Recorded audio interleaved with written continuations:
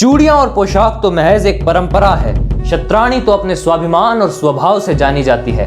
वंदे मातरम आप देख रहे हैं अवबोध और मैं हूं चेतविक शर्मा, आप सभी का होस्ट। आज हम आपको एक ऐसी स्वाभिमानी वीरांगना की कहानी सुनाने वाले हैं जिन्होंने अपने राज्य की रक्षा के लिए कई युद्ध लड़े, अपने धर्म के लिए कई बलिदान दिए और अपने धर्म के सम्मान को कभी भी नीचे नहीं गिरने दिया। हम बात कर रहे हैं गोंडवाना की शक्तिशाली महारानी दुर्गावती की। रानी दुर्गावती का जन्म 5 अक्टूबर 1524 के दिन चंदेल राजपूतों के राजघराने में हुआ।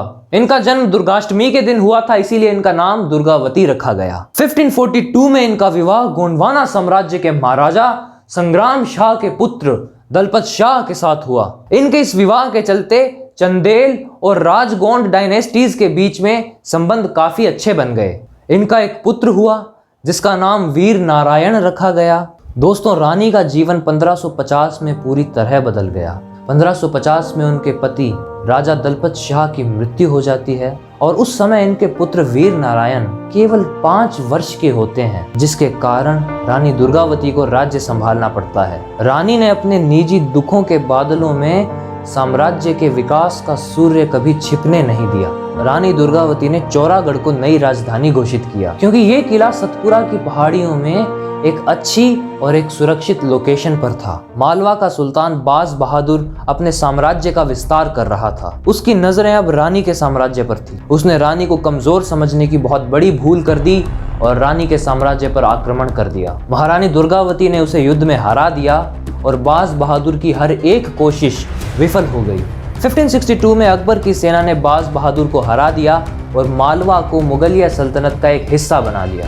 मुगल जनरल असफ खान की नजरें जब रानी दुर्गावती के साम्राज्य पर पड़ी तो वो उस साम्राज्य की समृद्धि देखकर मंत्रमुग्ध हो गया।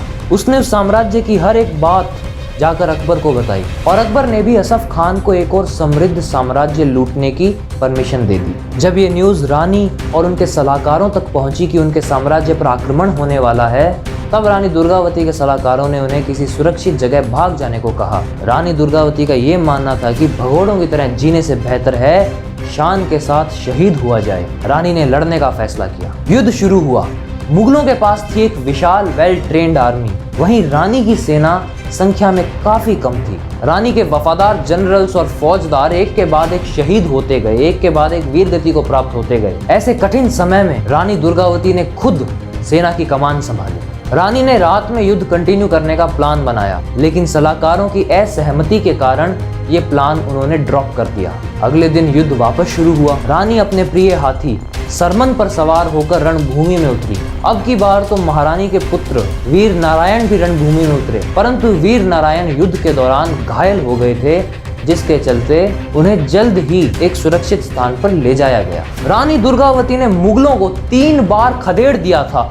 3 बार मुगलों को पीछे हटना पड़ा था, लेकिन मुगलों की संख्या मानो खत्म ही नहीं हो रही थी। युद्ध चलता गया, रानी लड़ती गई। युद्ध के दौरान तीरों ने रानी को बहुत बुरी तरह घायल कर दिया। उनके कान और गले पर तीरों के कारण बहुत ज्यादा बड़े घाव हो चुके थे। रानी पीड़ा में थी। ऐसे में उनके महावत ने उन्हें रणभूमि से भागने की सलाह दी, परंतु डरकर भागना रानी की फितरत में नहीं था और रानी के अनुसार बलिदान देना उनका परम धर्म था। युद्ध के अंतिम दिन 24 जून 1564 रानी बहुत ही ज्यादा घायल हो चुकी थी। अब वो लड़ने की स्थिति में नहीं थी। वो मुगलों के हाथ नहीं लगना चाहती थी, क्योंकि वो महिलाओं के प्रति मुगलों का घिनौना नजरिया जानती थी। उन्होंने युद्ध के अंतिम दिन अपने ही खंजर से खुद के प्राण ले लिए। इसके बाद असफ खान ने चौरागढ़ पर भी हमला किया, जिधर उसने वीर नारायण की भी हत्या कर दी और एक सुंदर समृद्ध साम्राज्य को लूट लिया।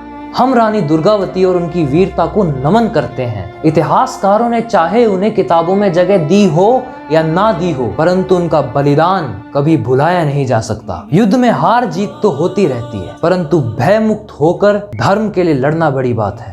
आप इस वीडियो को लाइक करें और शेयर करें ताकि ज्यादा से ज्यादा लोगों तक रानी दुर्गावती की कहानी पहुंच सके। आज की भारतीय नारी, आपकी बहन बेटियां असली नारी शक्ति से वाकिफ हो सकें। हम आपसे फिर मिलेंगे एक और नए वीडियो के साथ। जय भवानी, जय भारत।